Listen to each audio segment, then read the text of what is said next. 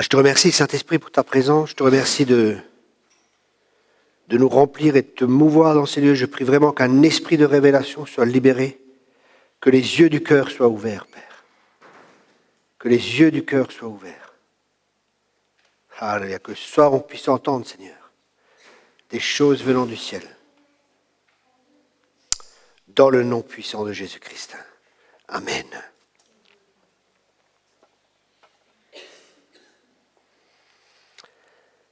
Ce soir, j'ai parlé d'un thème qui me tient à cœur et j'étudie beaucoup, je travaille beaucoup sur ce thème.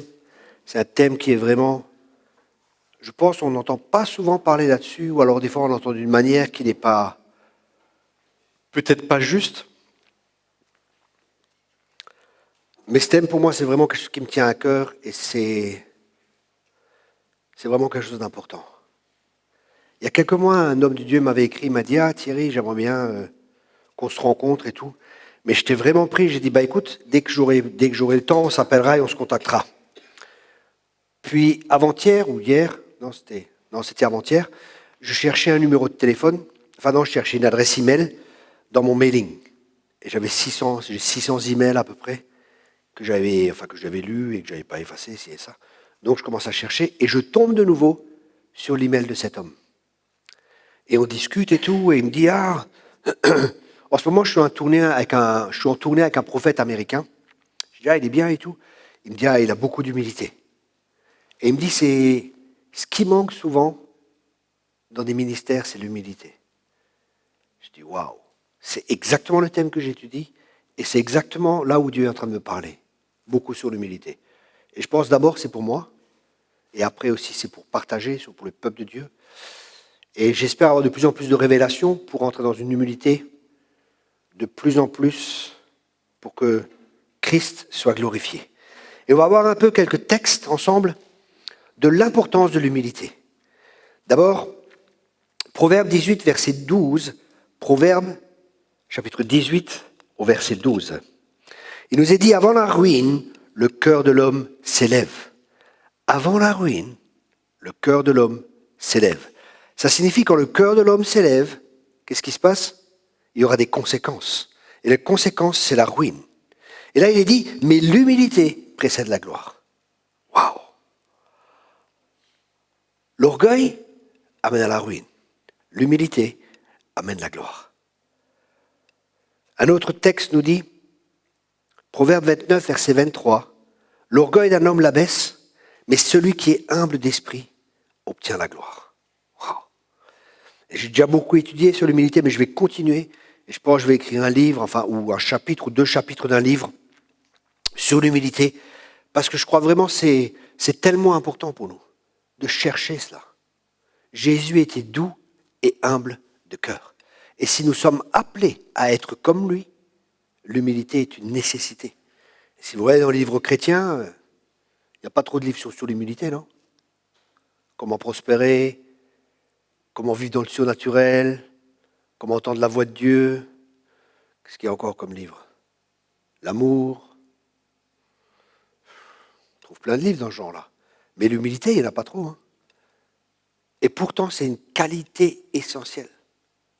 C'est une des caractéristiques du caractère de Jésus-Christ. Et je crois que nous, en tant que chrétiens, on devrait être marqués d'humilité. Parce que l'humilité, c'est quelque chose qui est contraire aux choses, à ce monde.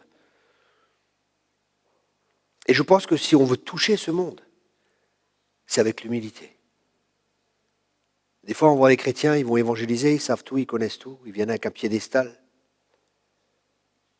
Et au lieu d'élever les gens, au lieu d'amener les gens, de créer un pont pour que les gens puissent venir à Dieu, ils sont un obstacle.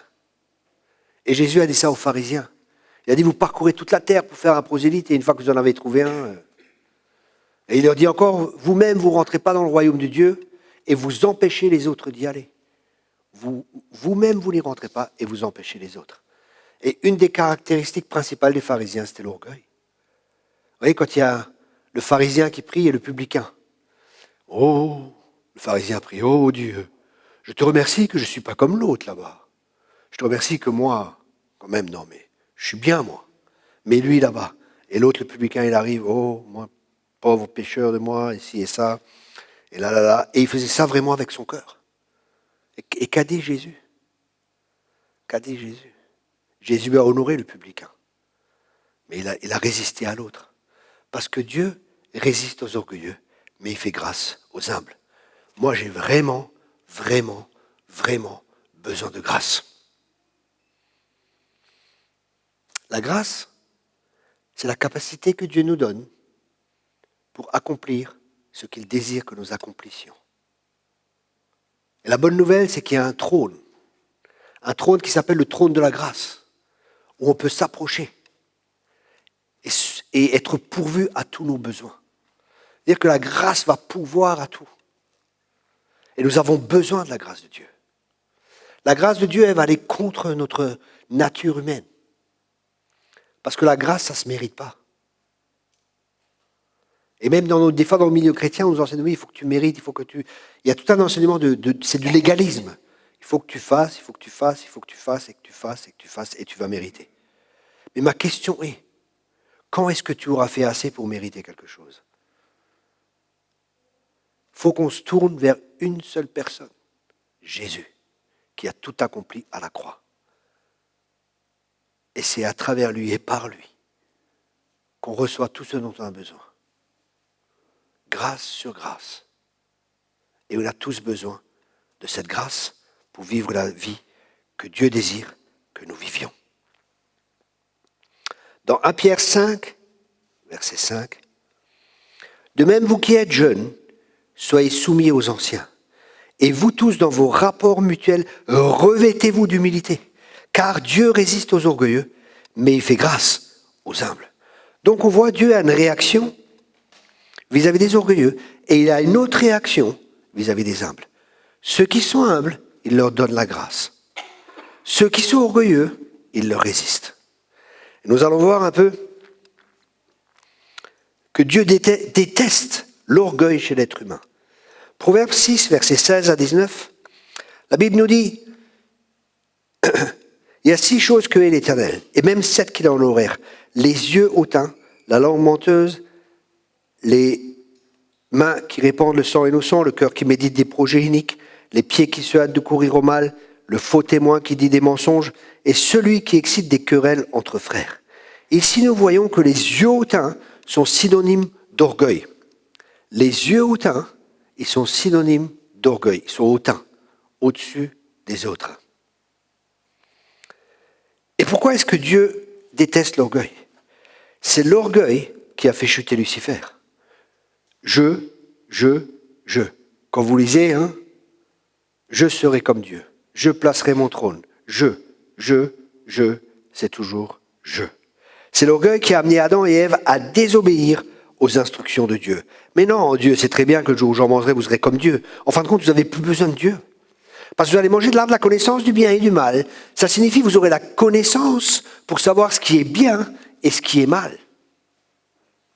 Mais la question, c'est pas de savoir ce qui est bien ou ce qui est mal. La question est, est-ce que ce que je fais amène la vie?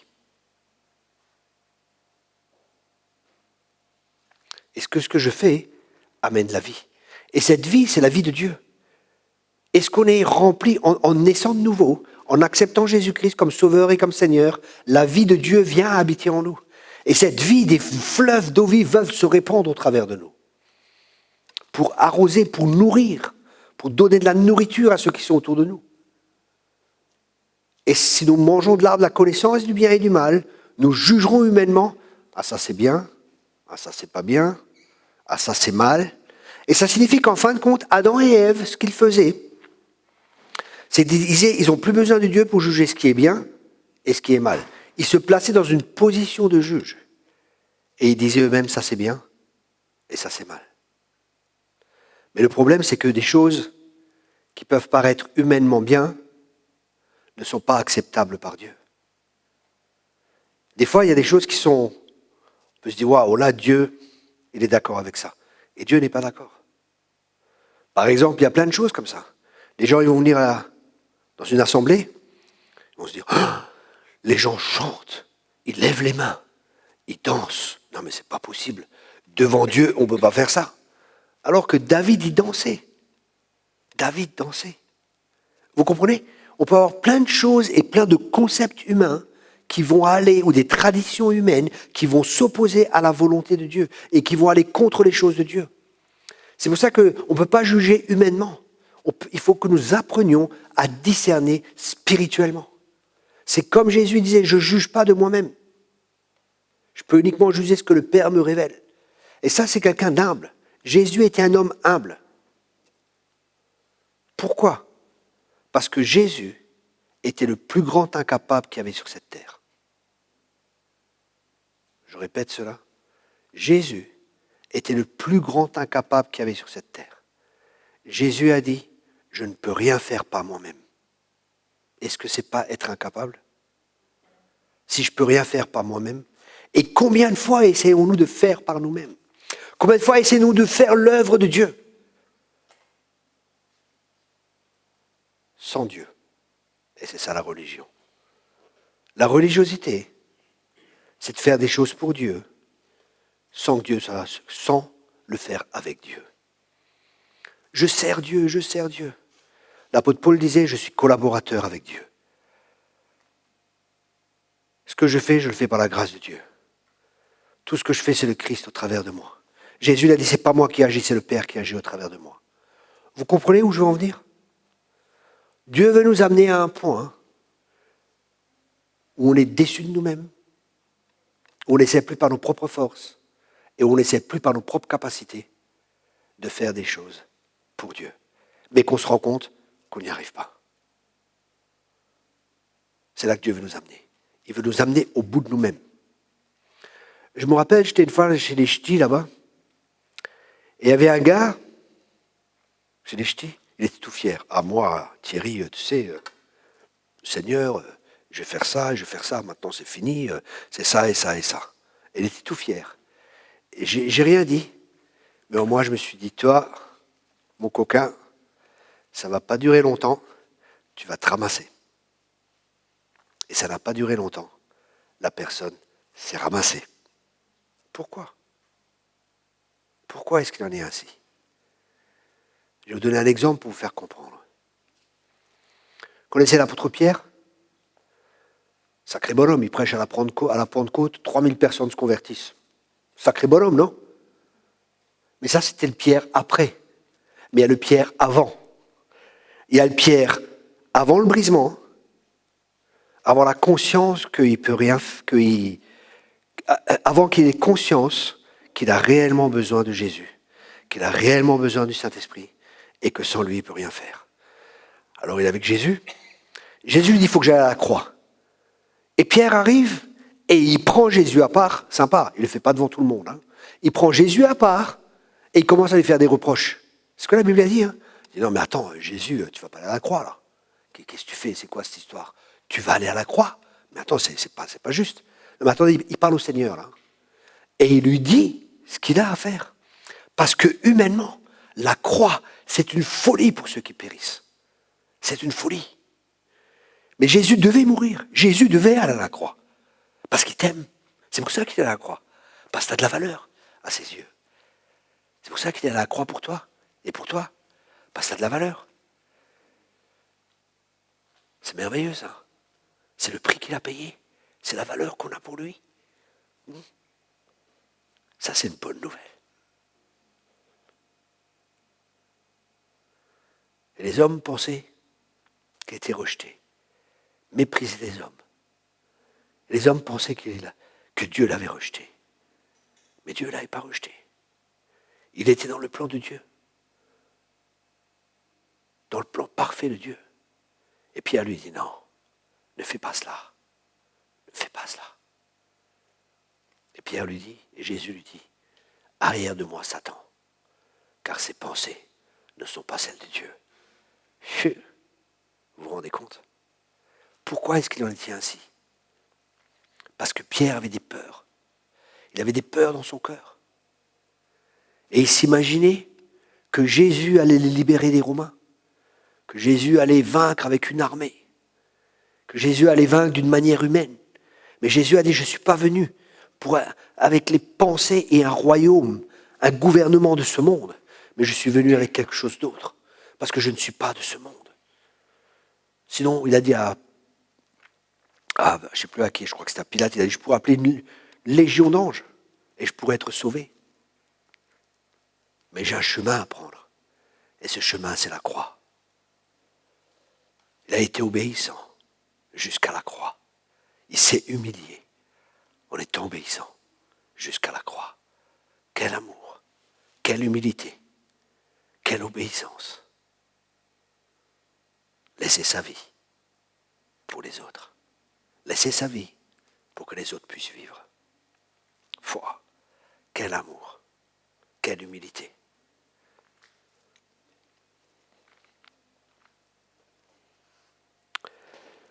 C'est l'orgueil qui sera aussi la grande motivation de l'Antéchrist.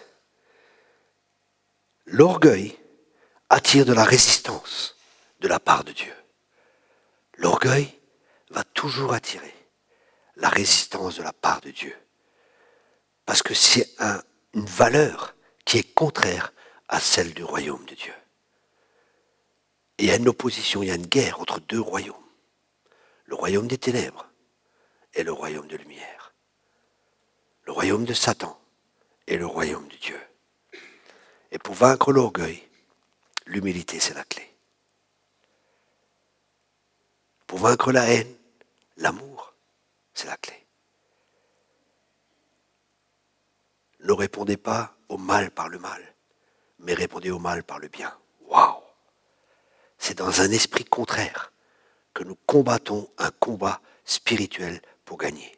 Nous sommes dans un combat, et ce combat n'est pas contre la chair et le sang, c'est un combat spirituel. Et les plus grandes armes dans ce combat spirituel sont les fruits de l'esprit. Quand quelqu'un vient avec violence avec toi, et tu réponds avec douceur, la Bible dit qu'une parole douce brise les os. Quand quelqu'un vient avec la guerre, tu viens avec la paix. La personne perd tous ses moyens. C'est un esprit contraire. Mais pour ça, il faut que nous soyons et que nous apprenions à être soumis au Saint-Esprit. Et ça, c'est de l'humilité. Toute opposition que les êtres humains expérimentent dans leur vie ne vient pas forcément de Satan. Cette opposition peut aussi venir de la part de Dieu, parce que Dieu fait opposition aux orgueilleux. Après, il ne faut pas penser que à chaque fois qu'il y a de l'opposition, c'est de la part de Dieu. Ça aussi. Il nous faut du discernement. Quand est-ce que c'est Dieu qui s'oppose à nous? Et quand est-ce que c'est l'ennemi? Parce que si c'est l'ennemi, il faut le repousser, il faut combattre. Mais si c'est Dieu, il faut s'humilier. Vous comprenez, ce n'est pas la même chose.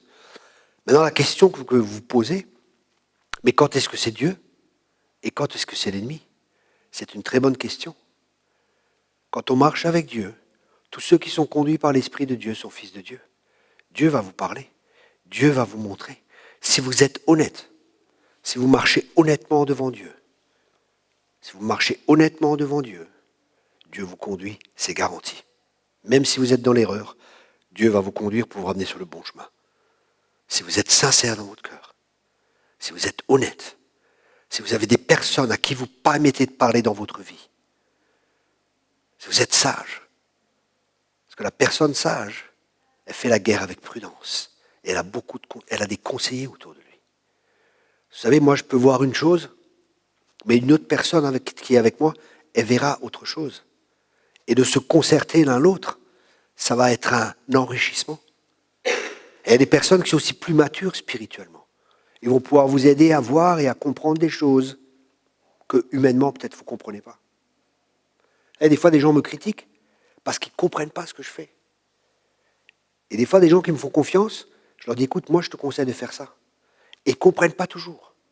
Mais des fois ils obéissent. Et quelques temps plus tard ils disent maintenant j'ai compris. J'ai compris pourquoi. Moi je ne demande pas une obéissance aveugle, vous comprenez, hein, c'est pas ça. Mais parce qu'ils ont confiance et j'essaie de leur expliquer mais ils ne comprennent pas des fois. Et les gens ils disent ok, on verra. Et c'est comme ça des fois avec Dieu. Des fois on ne comprend pas. et Dieu nous demande d'obéir. Et quand on obéit, plus tard on comprend. Vous savez, des fois, des gens veulent se marier.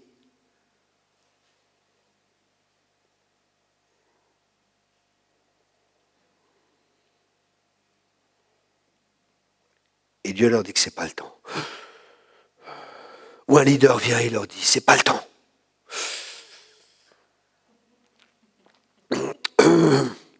L'évangile, c'est une bonne nouvelle, ce n'est pas une mauvaise nouvelle. Mais c'est une bonne nouvelle. Vous savez, j'ai dit un jour à une femme, et j'étais un peu dur, mais c'était nécessaire. Elle discute ici et ça. Oui, mais je jeûne, je fais ceci, je fais cela. Et Dieu m'avait parlé. Je lui ai dit, tu sais, le problème, c'est que tu jeûnes, tu pries, tu fais plein de choses. Et pour moi, j'ai l'impression que tu essaies de prendre le bras de Dieu, tu le mets derrière son dos, tu lui tournes tellement à Dieu. Hein. Tu me dis, mais tu vas me donner maintenant ce que je veux. Tu vas me le donner maintenant. Et Dieu ne veut pas te le donner parce qu'il t'aime. Et je lui ai dit, c'était un peu dur pour elle. Je lui ai dit, tu sais, Dieu ne veut pas qu'il y ait un malheureux de plus sur cette terre. Parce que si tu te maries, dans l'état où tu es, il y aura 2 malheureux. Et le problème, c'est que toi, tu essayes de combler à travers un partenaire tous tes manques. Mais si tu essayes de combler tes manques à travers un partenaire, tu sais ce qui va se passer? Ce partenaire deviendra une idole pour toi. Et tu attendras toujours de prendre, de prendre, de prendre. Et quand il ne pourra pas te donner, il y aura des disputes. Et tu vas manipuler. Tu vas essayer de tout faire pour qu'il te donne. Tu vas contrôler, tu vas manipuler pour qu'il te donne. Et une vie de couple comme ça, c'est terrible. C'est vraiment, vraiment terrible. Pour le mari et pour la femme. Pour la femme et pour le mari, pour tous les deux, c'est terrible. C'est l'enfer sur terre. C'est de la manipulation. Mais quand tu as appris à dépendre de Dieu et que tu es rempli de Dieu et que ta plénitude, à partir de ta plénitude, tu commences à donner, là, ça change de couple. Ça ne veut pas dire que tu donnes toujours, parce que l'autre aussi, il donne. Mais quand chacun donne, c'est mieux. Au lieu de toujours un qui donne, toujours un qui dépend de l'autre. C'est terrible une vie comme ça.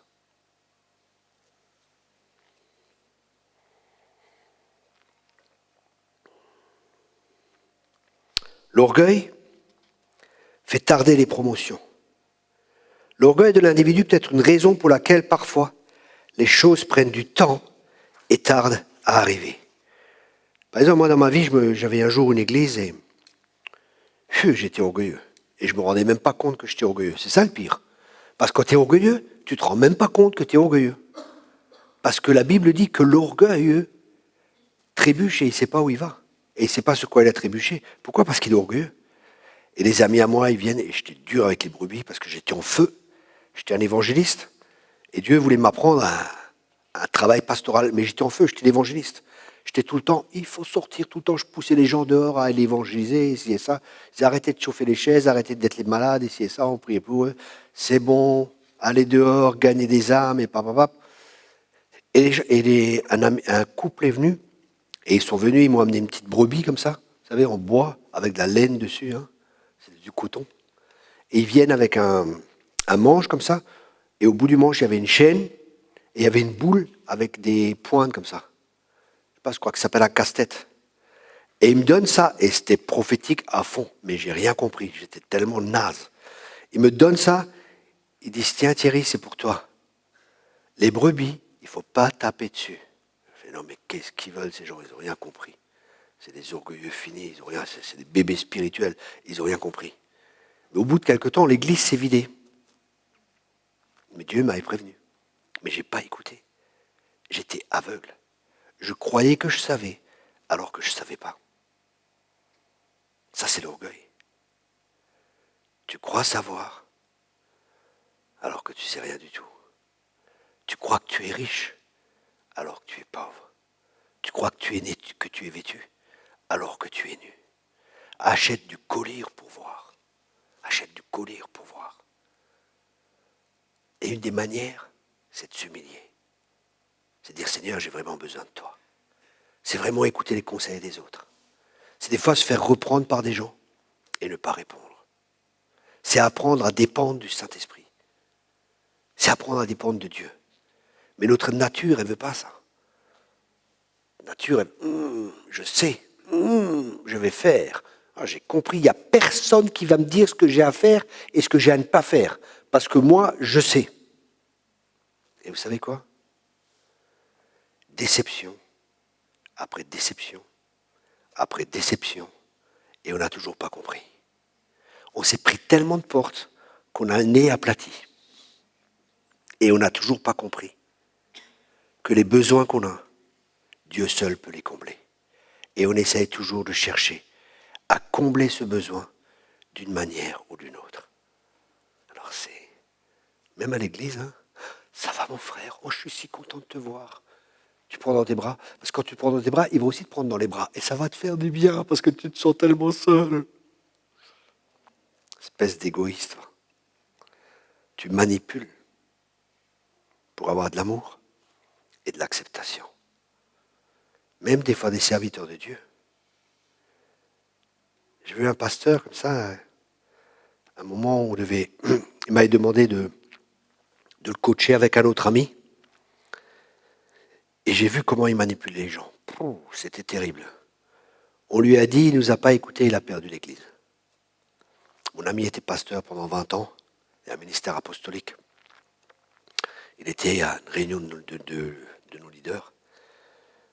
Et ensemble, on conseille cette église et on s'est rencontrés tous les deux. On a dit, écoute, moi je vois ça et ça. Il me dit, c'est exactement ça, je crois qu'il faut lui parler au pasteur. Et le pasteur allait voir les gens et disait, ah mais tu es super, c'est bien que tu sois là, vraiment. Tu es vraiment quelqu'un de bien, ah, c'est super et Dieu va t'utiliser puissamment. Je vois qu'il y a un appel sur ta vie et ici tu pourras accomplir ton appel. Ici tout ira bien et nous on va t'aider ici et ça et ça. Et en fin de compte, il manipulait juste les gens pour ses propres intérêts. Même moi un jour, il me dit, écoute Thierry, ça serait bien, ça vraiment, je crois que tu serais pasteur et tu serais un bon pasteur ici et ça. J'ai dit non, c'est pas la volonté de Dieu. Ah, t'es sûr, prie, moi je sens vraiment, ça serait bien et tout. En fin de compte, lui serait l'apôtre et moi je serais le pasteur. Ça veut dire moi je fais tout le boulot et lui c'est le cake, quoi. Il a tout compris, quoi. Mais le problème c'est qu'il n'avait rien compris, qu'il manipulait les gens, qu'il avait beaucoup de problèmes dans sa personnalité et notamment un problème de reconnaissance parce qu'il n'avait pas eu ça de son père. Donc il cherchait à travers le ministère à avoir de la reconnaissance. Et ça, c'est dangereux pour le ministère et pour les gens. Parce qu'il va utiliser, contrôler, manipuler les gens pour que les gens remplissent et comblent tous ces manques. Et ça, c'est terrible. C'est terrible. Alors, soyez vigilants. Ayez les yeux ouverts. Regardez. L'orgueil est une source de problème. L'orgueil est l'élément qui détermine la chute de l'homme.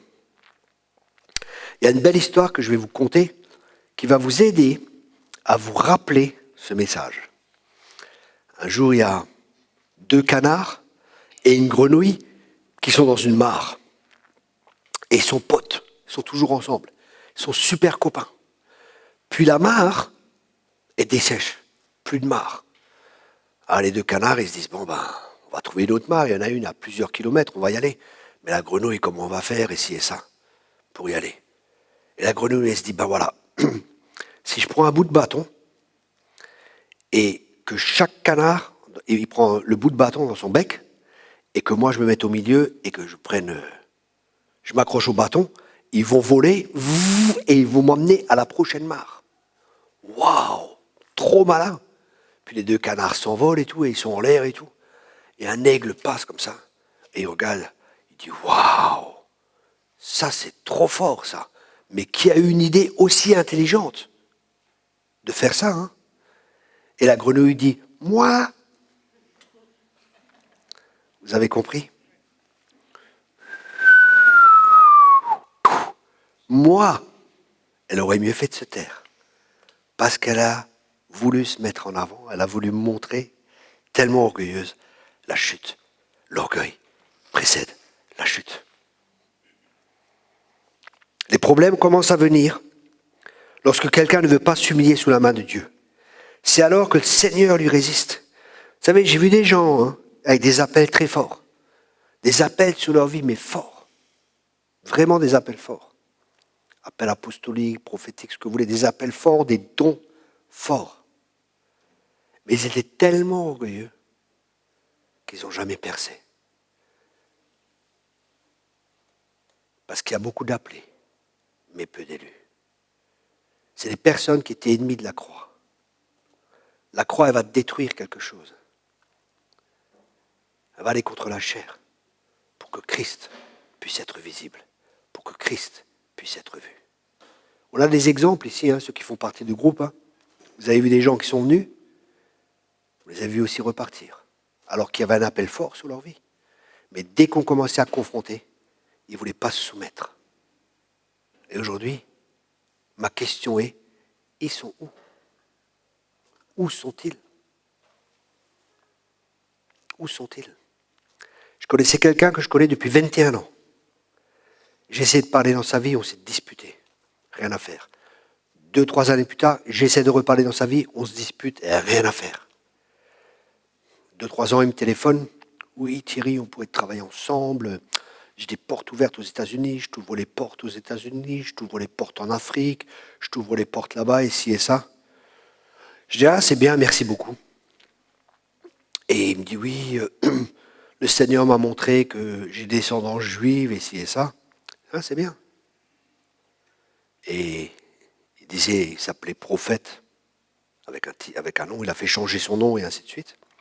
Origine juive, ici et ça. Je fais, c'est merveilleux. Je savais que tout ce qu'il me disait était faux.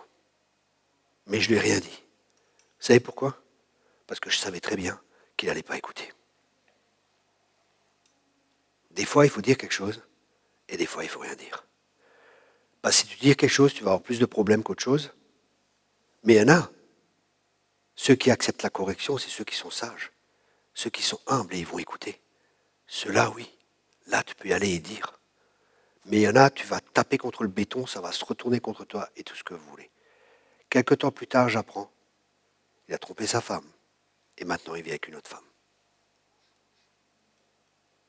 L'orgueil précède la chute. Le ministère, c'est quasiment râpé pour lui. Surtout en France, vous savez. En France, on ne pardonne pas. Aux États-Unis, si on a compris la grâce, on pardonne et on redonne une chance. Mais en France, c'est difficile. Une fois que tu as divorcé, j'ai des amis qui ont divorcé, des ministères. On les a attaqués, on les a jugés. Alors que les personnes n'ont même pas cherché à savoir pourquoi, ou comment, ou ce qui s'est passé. Il n'y a pas de grâce, c'est le jugement. Pourquoi? Parce que si tu es orgueilleux dans ton cœur, tu mettras ton propre standard et tu ne demanderas pas à Dieu comment Dieu voit les choses et que Dieu te dise sa perspective et que Dieu te dise pourquoi c'est comme ça et pourquoi c'est pas comme ça. Ou si la personne est dans l'erreur ou non. Parce que humainement, on peut croire, oui, on peut venir avec la Bible, oui. Mais la Bible dit, oui, la Bible elle dit beaucoup de choses, c'est vrai. Mais est-ce qu'elle dit ça pour cette personne à ce moment-là? Est-ce que ça correspond à cette situation? Dieu et le divorce, c'est clair. C'est très juste. Mais si deux personnes se marient avant d'être converties, et après ils se convertissent, et qu'un ne veut pas suivre le Seigneur, et qui fait plein de problèmes, et ainsi de suite, et ainsi de suite. Tu vas parce que tu veux suivre le Seigneur, et toi tu suis vraiment le Seigneur, et l'autre il te fait que des problèmes. Est-ce que c'est juste que tu restes avec cette personne? Et elle ne veut pas se convertir. Femme ou mari, sais-tu si ta femme va se convertir ou non? Qu'est-ce qu'on fait dans ces cas-là? La Bible dit, oui, la Bible dit que tu es un légaliste. Mais la Bible dit, oui, la Bible dit beaucoup de choses.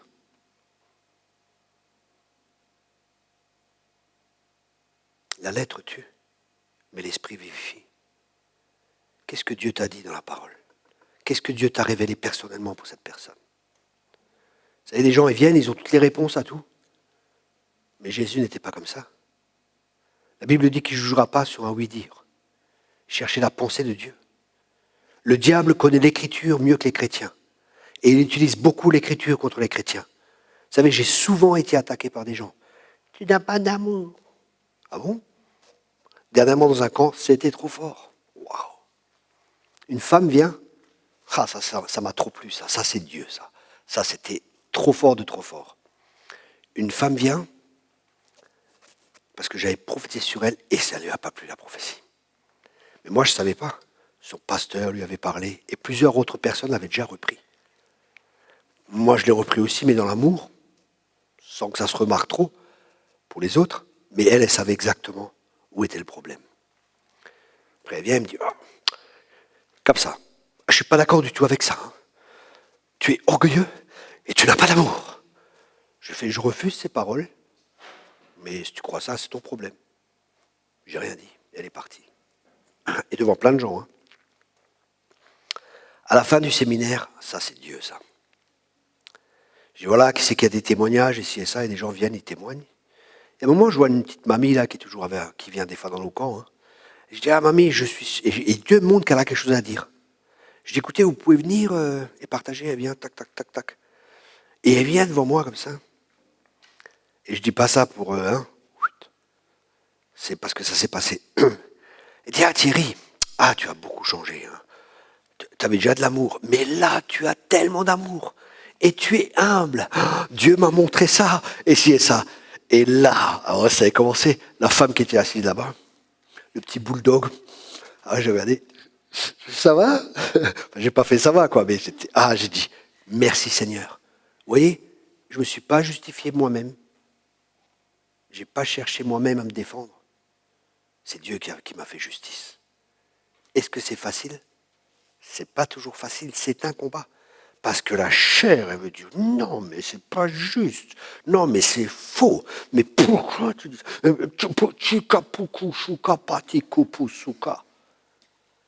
Et tu dois apprendre à mourir.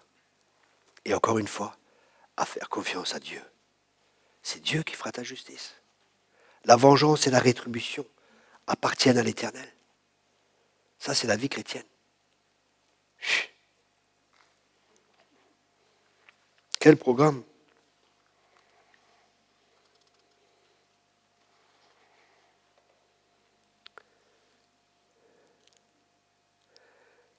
Le mot grec pour résister, vous dites que Dieu résiste aux orgueilleux, c'est antazomai.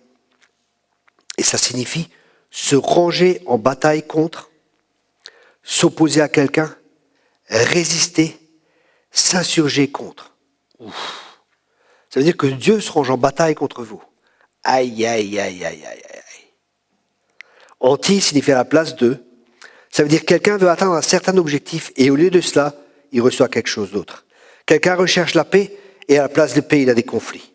Quelqu'un recherche une bonne affaire, il rentre en faillite. Quelqu'un veut une maison plus grande et perd celle qu'il possède. Quelqu'un pense qu'il a sorti la tête de l'eau et encore une vague qui arrive. Au lieu que cette personne s'humilie elle-même, la personne est humiliée. Vous savez, il y a un moment dans la parole de Dieu où il dit que celui qui ne tombe pas sur cette pierre, c'est la pierre qui l'écrasera. Vous connaissez ce verset dans le Nouveau Testament? Celui qui ne trébuche pas sur cette pierre, celui qui ne tombe pas sur cette pierre viendra l'écraser. Là, il est question, c'est le Christ. Si on ne permet pas qu'on ne s'humilie pas, que nous-mêmes on ne s'humilie pas, c'est Dieu qui va nous humilier. Mais à travers les circonstances de la vie. Vous savez, quand on est orgueilleux, on va créer des circonstances dans notre vie, parce que ce qu'on sème, c'est ce qu'on récolte. On va se créer plein de problèmes, on va se créer plein de difficultés, et Dieu va nous dire, voilà, tu laisses. Et Dieu utilise cela. Hein. Dieu utilise cela. C'est pas Dieu qui crée, mais Dieu utilise cela pour nous former. Et là, il faut qu'on apprenne à s'humilier. Nous avons deux options dans la vie. Soit nous nous humilions nous-mêmes, de notre plein gré, de notre propre initiative, ou alors nous serons humiliés malgré nous. Psaume 107, verset 12. Ils humilia leur cœur par la souffrance, ils succombèrent et personne ne les secourut. Ésaïe 2, versets 11 à 12. L'homme au regard hautain sera abaissé et l'orgueilleux sera humilié. L'Éternel seul sera élevé ce jour-là, car il y a un jour pour l'Éternel des armées, contre tout homme orgueilleux et hautain, contre quiconque s'élève afin qu'il soit abaissé. On voit dans la parole de Dieu, il y a tellement d'exemples. Par exemple, Pharaon. Pharaon avec Moïse. Moïse arrive, il dit, laisse aller mon peuple. C'est Dieu qui parle, à travers Moïse. Et le Pharaon, je ne vais pas vous laisser aller. Et qu'est-ce qui s'est passé? Une plaie après l'autre est venue. Dernièrement, je priais pour la France. Et je crois que Dieu m'a dit, fléau et calamité. Je crois qu'il y aura des fléaux qui vont venir sur la nation. Parce qu'on est un peuple d'orgueilleux. On ne veut pas se soumettre à Dieu. On a un coup raide. Si on ne s'humilie pas, on sera humilié. Et quand on sera humilié, on sera en bas. C'est là que Dieu va venir. Regardez votre propre vie. Quand est-ce que vous êtes venu au Seigneur? Quand tout allait bien? Ou quand il y avait plein de problèmes? Pourquoi? Parce que quand tout va bien, on n'a même pas besoin de Dieu. N'est-ce pas? Tout va bien, on fait tout seul. Dieu, je n'ai pas besoin. Et d'un coup, on est en bas, au bas de l'échelle, et encore plus bas, on est même sous l'échelle. Et c'est là qu'on dit, on n'en peut plus, on a besoin. Mais une fois que tu es chrétien, est-ce que c'est nécessaire que tu ailles aussi bas? Tu ne peux pas aller de gloire en gloire et de victoire en victoire en t'humiliant toi-même? Est-ce que c'est pas mieux?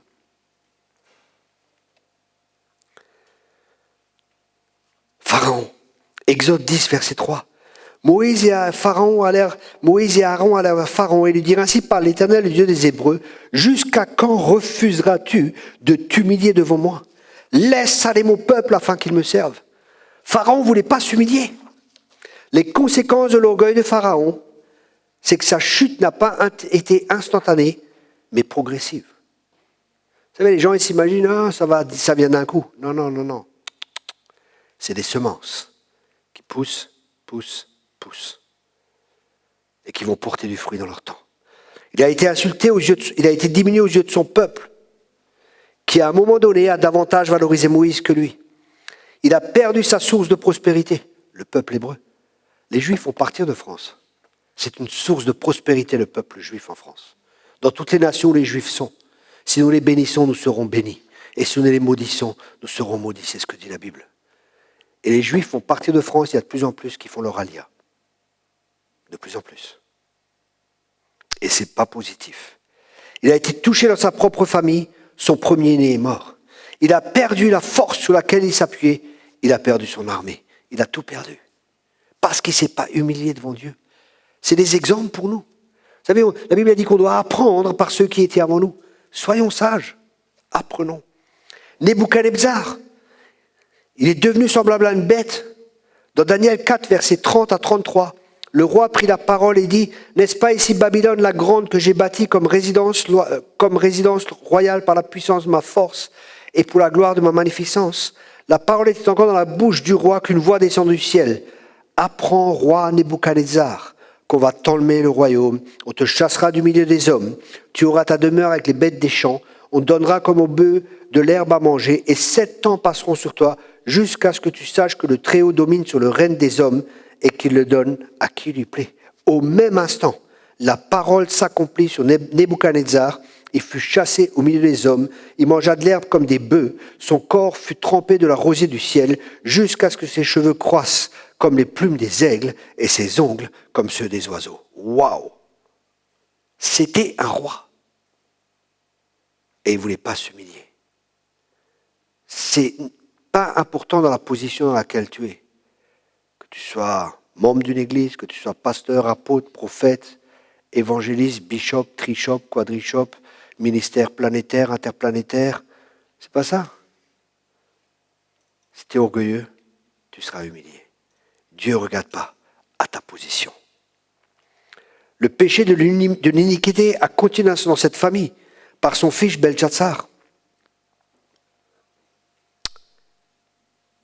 Nous pouvons lire Daniel 5, versets 20 à 23. Et on va encore une fois lire Daniel 4, verset 37. « Maintenant, moi, Nebuchadnezzar, je loue, j'exalte et je glorifie le roi des cieux, dont toutes les œuvres sont vraies et les voies justes, et qui peut abaisser ceux qui marchent avec orgueil. Vous voyez, il avait compris, mais il a compris après. Il aurait pu comprendre avant, il n'aurait pas passé par tous ces problèmes et par toutes ces difficultés. Vous savez, des fois, les gens sont là, « Oh Dieu, pourquoi? Oh Dieu, Seigneur, mais pourquoi tu bénis pas? Pourquoi? Pourquoi ?» Vous savez, vous n'avez pas besoin de demander à Dieu de bénir vos voies si vous marchez dans ses voies. Vous comprenez ce que je veux dire? Mais les gens, ils prennent leurs propres décisions, ils font leurs propres choix, et après ils disent, « Seigneur, maintenant bénis. » Non mais, vous comprenez ce que je veux dire? C'est pas comme ça que ça marche. Mais quand on marche dans les voies de Dieu, quand on marche dans ses projets, la bénédiction, l'abondance, tout ce dont nous avons besoin sera là quand nous faisons sa volonté. Parce que quand Dieu donne une mission, une vision, il donne la provision. Quand Dieu donne une mission, il donne toujours la provision. Alors soyons dans la mission de Dieu, soyons dans les plans de Dieu et faisons les choses à la manière de Dieu et nous obtiendrons les résultats que Dieu veut que nous ayons parce que Dieu nous a établis pour que nous portions du fruit et du fruit en abondance. Amen. Demain, nous allons voir un message qui s'appellera « Comment détecter l'orgueil ?» Ça vous intéresse? Comment détecter l'orgueil dans nos vies? Et si on a le temps, on verra l'humilité et on verra le fruit de l'humilité. Parce qu'il y a des fruits pour l'humilité. C'est la richesse, la gloire et beaucoup de choses. Mais l'orgueil, c'est terrible. L'orgueil, c'est terrible. Et demain, nous allons voir, grâce au message, s'il y en a encore dans notre cœur ou pas, ou la couche qu'il y a encore. Je me rappelle une femme d'un pasteur dans une église où j'étais. Elle m'a dit, « Ah, c'est bon là. J'ai plus d'orgueil, c'est bon. Le problème est réglé. » Je dis, « Ah bon? T'as plus d'orgueil? Waouh! T'as reçu le don de l'humilité? Waouh! » Ah oui? Ah oui. Moi, l'orgueil, c'est réglé. 6 mois plus tard, elle a trompé son mari. Et l'église était effondrée. L'orgueil précède la chute. L'orgueil aveugle. C'est un levain, un peu de levain fait monter toute la pâte. Un peu d'orgueil dans notre vie peut être dangereux. Et chacun de nous en a. Soyons prudents. Cherchons Dieu. Soyons humbles. Dépendons de lui. Saint-Esprit, sonde mon cœur. Saint-Esprit, sonde mes reins. Et montre que je suis sur une mauvaise voie. Demandons à Dieu qui nous fera un plaisir de nous montrer où il y a des problèmes et des difficultés dans notre vie. Vous savez, j'ai prié pour l'humilité. J'ai dit, Seigneur, fais de moi un homme humble. Et je prie souvent pour ça. Et vous savez ce qui arrive? Il y a des gens qui commencent à m'attaquer. Il y a plein de choses comme ça qui se passent. Et je réagis ici et ça.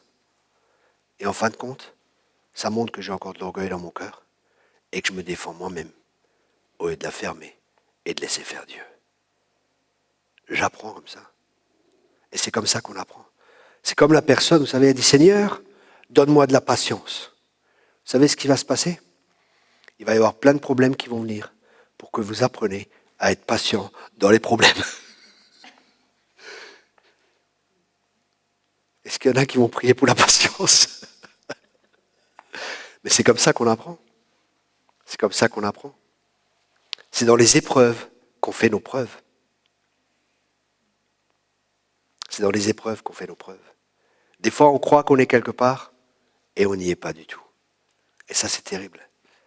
Je vois des gens, des fois, ils veulent courir là, dans le ministère, ici et ça. Je leur dis, non, vous n'êtes pas prêts. Ils partent, ils ne veulent plus rien savoir. Ils rentrent dans le ministère, ils commencent à faire quelque chose. Quelque temps plus tard, c'est fini. Divorce ou plein de problèmes. Parce qu'ils s'exposent à des choses sans être équipés. Dieu veut t'équiper, Dieu veut te préparer, Dieu veut que tu aies le caractère pour pouvoir affronter une nouvelle dimension. Parce que dans chaque nouvelle dimension, il y a un nouveau démon. Ça veut dire que les problèmes vont venir, mais tu auras le caractère pour tenir ferme. Tu auras le caractère pour résister aux attaques. Tu seras fondé et enraciné dans l'amour. sauras que Dieu est avec toi. Et tu sauras que c'est le temps de Dieu. Tu sauras que c'est Dieu qui t'a élevé. Et c'est Dieu qui t'élève qui peut t'abaisser. Mais si tu t'élèves toi-même, les hommes pourront t'abaisser. Mais celui que Dieu élève, personne ne peut l'abaisser. Et quand tu sais que tu es établi par Dieu, quand les hommes vont venir t'attaquer, tu seras comme David. C'est vrai, t'es gros. C'est vrai, t'es grand. C'est vrai, Goliath, t'es un monstre. Et moi, je suis un petit. Mais celui-là qui est avec moi, le Dieu que je connais, celui-là, il va s'occuper de ton cas. Et tu ne vas même pas comprendre ce qui va t'arriver. Avec une petite pierre, il l'a dégommé.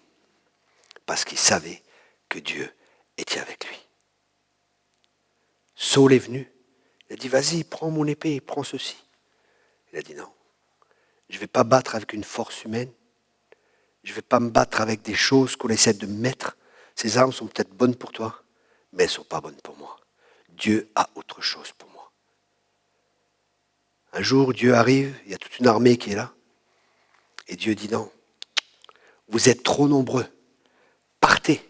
Il y en a juste quelques-uns qui vont rester. Vous savez pourquoi Dieu a fait ça? Parce que la gloire revient à Dieu seul. C'est pour ça que Dieu donne sa gloire aux humbles. Parce qu'il sait que les humbles ne toucheront jamais à sa gloire. Jamais. Toucher à la gloire, c'est dangereux. Touchez pas à la gloire de Dieu. La gloire revient à Dieu seul. Amen.